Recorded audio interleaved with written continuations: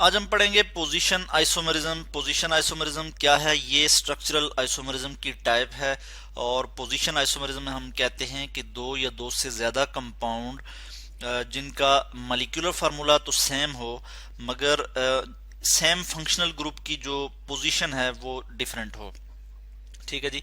Position, अगर मैं positional isomer की बात करूं, पोजीशनल POSITIONAL पोजिशनल आइसोमर, मैं यहाँ लिख लूंगा पोजिशनल आइसोमर।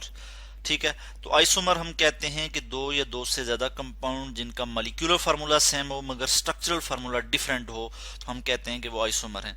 तो पोजिशनल आइसोमर जो होते हैं इसमें क्या होता है कि मॉलिक्यूलर फार्मूला तो सेम होगा मगर जो पोजीशन है फंक्शनल ग्रुप की, ठीक है, फंक्शनल ग्रुप की जो पोजीशन है, फंक्शनल FUNCTIONL फंक्शनल ग्रुप, ठीक है, फंक्शनल ग्रुप की जो पोजीशन है वो डिफरेंट होगी।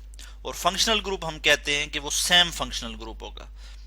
सेम, दो जो आइसोमर हैं उनमें जो फंक्शनल ग्रुप होगा वो सेम होगा और उसकी जब पोजीशन डिफरेंट होगी, उसकी जब पोजीशन डिफरेंट होगी तो इस तरह के जो आइसोमर होंगे उनको हम कहेंगे कि वो पोजीशन आइसोमर, पोजिशनल आइसोमर हैं और इस फिनोमेना को वो एग्जिबिट करते हैं तो हम कहते हैं पोजीशन आइसोमरिज्म, DIFFERENT।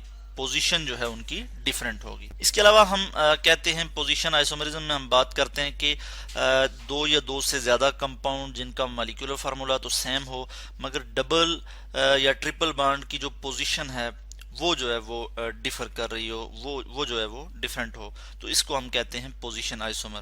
ठीक है, इसकी हम यहाँ पे एग्जांपल भी देंगे। यहाँ पे सबसे पहले हम एग्जांपल दे देते हैं कि सेम फंक्शनल ग्रुप जो है वो उसकी पोजीशन किस तरह से डिफर करेगी तो दो आइसोमर यहाँ पे बनेंगे। तो हमारे पास एक एग्जांपल है क्लोरोप्रोपेन की, जिसमें हमारे पास नंबर ऑफ कार्बन कितने हैं जी, C3 और H हमारे पास कितने आगे 7 और Cl जो है इसमें फंक्शनल ग्रुप लगा होगा C3H7Cl। ये क्या है जी, ये है जी क्लोरोप्रोपेन, क्लोरोप्रोपेन। ठीक है, क्लोरोप्रोपेन है हमारे पास। इसका मैं आपको यहाँ पे स्ट्रक्चर दिखा दूं। ये जी हमारे पास इसका एक स्ट्रक्चर है। इसमें हम देख रहे हैं कि क्लोरीन जो है कार्बन नंबर 1 पे है, 1 2 3, तो इसको हम कहेंगे कि 1 क्लोरोप्रोपेन। ठीक है जी, इसको हम इस तरह से लिख सकते हैं 1 क्लोरोप्रोपेन और इसको मैं यहाँ लिख लेता हूँ 1 क्लोरोप्रोपेन। इसी तरह एक और स्ट्रक्चर है हमारे पास और इसमें हम इसको भी हम यहाँ पे देख लेते हैं। ये भी है एक स्ट्रक्चर और इसमें हम देख रहे हैं कि क्लोरीन जो है वो मिडल कार्बन पे है, कार्बन नंबर 2 पे है, 1 2 और 3, टोटल 3 कार्बन है। तो इसमें जो कार्बन सेंटर में जो कार्बन है उस पर क्लोरीन मौजूद है। यहाँ पे क्लोरीन क्या है, फंक्शनल ग्रुप है।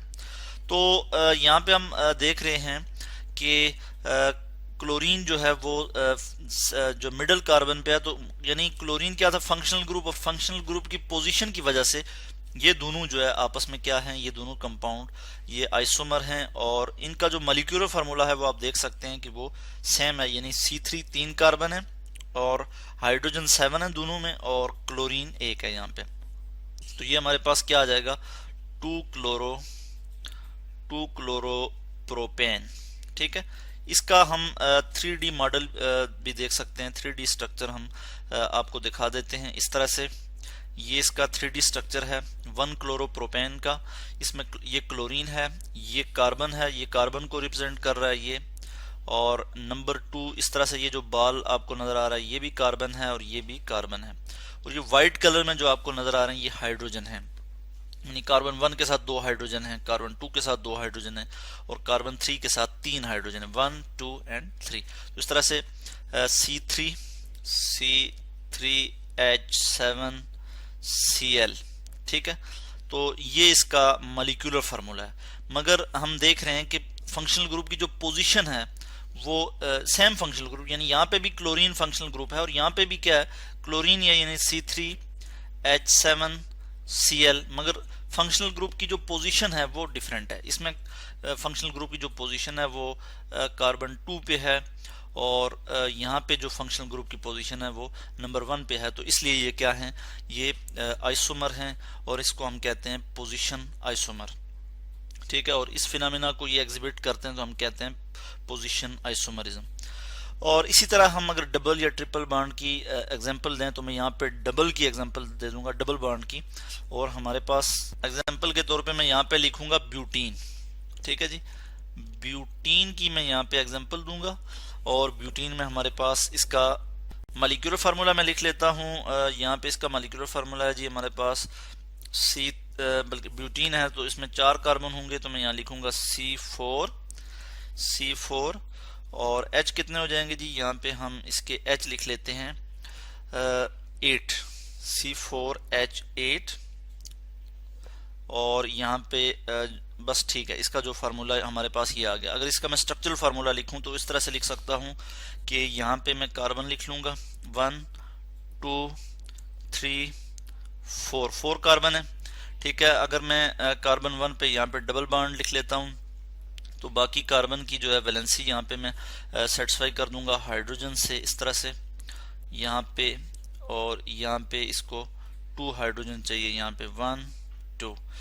इसी तरह यहाँ पे हाइड्रोजन आ जाएगा, कार्बन की वैलेंसी सेटिस्फाई हो जाएगी। कार्बन 4 बॉन्ड बना सकता है तो यहाँ पे कार्बन 4 बॉन्ड बना रहा है। इसी तरह 1 2 3 4 और ये हम इधर से ये रिमूव कर देंगे और यहाँ पे एक हाइड्रोजन लगा देंगे 1 2 3 4। इसकी वैलेंसी सेटिस्फाई हो गई, 1 2 3 4 इसकी भी सेटिस्फाई होगी। अब हम हाइड्रोजन गिन सकते हैं 1 2 3 4 5 6 7 8 हाइड्रोजन यहाँ पे मौजूद है। तो पोजीशन 1 पे जो है डबल बॉन्ड है, तो इसको हम कह सकते हैं कि ये क्या, इसको अगर नाम दें हम तो हम इस तरह से नाम देंगे 1 ब्यूटीन। मैं यहाँ लिख लूंगा ब्यूटीन, चूंकि इसमें डबल बॉन्ड है तो हम इसमें लिखते हैं 1 ब्यूटीन।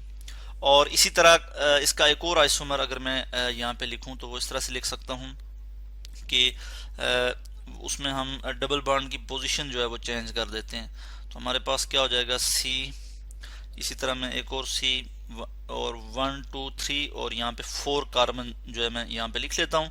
कार्बन जो सेंटर वाला कार्बन है इस पे यहाँ पे डबल बॉन्ड शो कर लेता हूँ, यहाँ पे एक हाइड्रोजन।